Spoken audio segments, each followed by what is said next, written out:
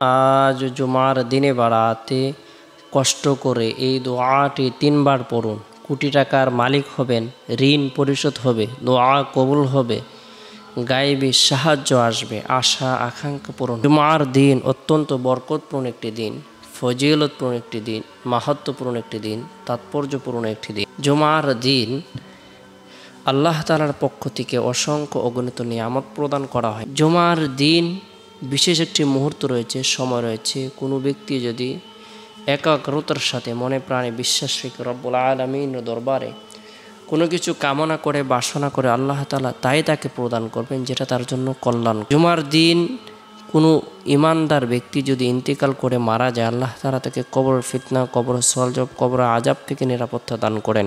বরকতপূর্ণ এই দিনে বিভিন্ন আমলের কথা হাদিসে উল্লেখ রয়েছে। এর মধ্যে থেকে ফজিলতপূর্ণ একটি আমল হলো জুমার দিন সূরাতুল কাহাফ তেলাওয়াত করা। যে ব্যক্তি জুমার দিন সূরাতুল কাহাফ তেলাওয়াত করবে, আল্লাহ পাক রব্বুল আলামিন তার ঈমানের মধ্যে একটি নূর প্রদান করবেন, যে নূরটি দীর্ঘ 1 সপ্তাহ পর্যন্ত তার অন্তরের মধ্যে চমকাইতে থাকবে। যে ব্যক্তি জুমার দিন সূরাতুল কাহাফ আমল করবে, আল্লাহ তাআলা তাকে দাজ্জালের ভয়াবহ ফিতনা থেকে নিরাপত্তা দান করবে। যে ব্যক্তি জুমার দিন সূরাতুল কাহাফ আমল করবে, আল্লাহ পাক রব্বুল আলামিন তার জন্য 70,000 ফেরেশতা নিযুক্ত করে দিবেন। এই 70,000 ফেরেশতা দীর্ঘ 1 সপ্তাহ পর্যন্ত তার জন্য মাগফিরাত কামনা করতে থাকবে। জুমার দিন ফজরের নামাজের পর থেকে নিয়ে জুমার নামাজের আগ পর্যন্ত যে সময় রয়েছে, এই সময়ের মধ্যে আমরা সূরাতুল কাহাফ আমল করার জন্য চেষ্টা করব। এরপরে জুমার দিন জুমার নামাজ সম্পূর্ণ করার পর, মা বোনেরা জোহরের নামাজ সম্পূর্ণ করার পর গুরুত্ব সহকারে গুনাহ মাফের উদ্দেশ্যে তওবার নিয়তে 3 বার ইস্তিগফারের আমল করে নেব। আস্তাগফিরুল্লাহ রাব্বি মিন কুল্লি যামবি ওয়া আতুবু ইলাইহি, আস্তাগফিরুল্লাহ রাব্বি মিন কুল্লি যামবি ওয়া আতুবু ইলাইহি, আস্তাগফিরুল্লাহ রাব্বি মিন কুল্লি যামবি ওয়া আতুবু ইলাইহি। এরপরে ঋণ পরিশোধের উদ্দেশ্যে, গুনাহ মাফের উদ্দেশ্যে দোয়া কবুল হবে, হাজত পূরণ হবে। আল্লাহ তাআলার দরবারে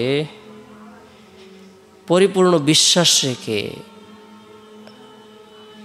ইয়াকিন ইখলাস রেখে বরকতপূর্ণ এই দোয়াটি আমল করব 3 বার। আল্লাহুম্মা কফিনি বিহালালিকা আন হারামিকা ওয়া আগনিনি বিফাদলিকা আম্মান সিওয়াক, আল্লাহুম্মা কফিনি বিহালালিকা আন হারামিকা ওয়া আগনিনি বিফাদলিকা আম্মান সিওয়াক। হে আল্লাহ, হারামের পরিবর্তে হালাল রিজিক দিয়ে আমাকে যথেষ্ট করুন, আর আপনার অনুগ্রহ দ্বারা আপনি ছাড়া অন্য সব কিছু থেকে আমাকে অমুখাপেক্ষী করুন। হযরত আলী রাদিয়াল্লাহু তাআলা আনহু বলেন, কোনো ব্যক্তির যদি ঋণ পাহাড় সমপরিমাণও হয় না কেন, সে যদি এই দোয়াটি আমল করে, আল্লাহ তাআলা তার ঋণ পরিশোধের ব্যবস্থাপনা করে দিবেন।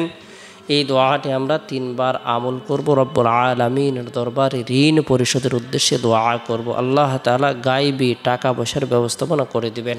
জুমার দিন বরকতপূর্ণ একটি আমল হলো আসরের নামাজ সম্পূর্ণ করার পর দুরূদের আমল করা। যে ব্যক্তি জুমার দিন আসরের পর গুরুত্ব সহকারে নবী সাল্লাল্লাহু আলাইহি সাল্লামের প্রতি মহব্বত রেখে, ভালোবাসা রেখে দুরূদের আমল করবে, আল্লাহ পাক রব্বুল আলামিন তার জীবনের সগীরা গুনাহগুলো মাফ করে দিবেন। আল্লাহুম্মা সাল্লি আলা মুহাম্মাদিন নবিয়্যিল উম্মি ওয়া আলা আলিহি ওয়া সাল্লিম তাসলিমা। আমরা এই দুরূদটি আসরের নামাজ সম্পূর্ণ করার পর আমল করব। এরপরে জুমার দিন শেষ হওয়ার পর যে রাত আসে, রাতটি হলো ফজিলতপূর্ণ একটি রাত। এই রাতের মধ্যে বিশেষ করে এশারের নামাজ সম্পূর্ণ করার পর আমরা লা ইলাহা ইল্লাল্লাহ, লা ইলাহা ইল্লাল্লাহ এই কালেমা 100 বার আমল করার জন্য চেষ্টা করব। যে ব্যক্তি এই কালেমা আমল করবে, এই কালেমা পাঠ করবে, এই কালেমার প্রতি বিশ্বাস রাখবে, আল্লাহ তাআলা তাকে এত বেশি নেকি প্রদান করবেন, 7 আসমান জমিন থেকেও আল্লাহ তাআলা বেশি নেকি প্রদান করবেন। তার জন্য জান্নাত আবশ্যক করে দিবেন, তার পেরেশানিকে আল্লাহ তাআলা দূর করে দিবেন। তাই কালিমার জিকির করব। এরপরে আল্লাহুম্মা বিসমিকা আমুতু আহইয়া এই দোয়াটি পাঠ করে ঘুমিয়ে যাব।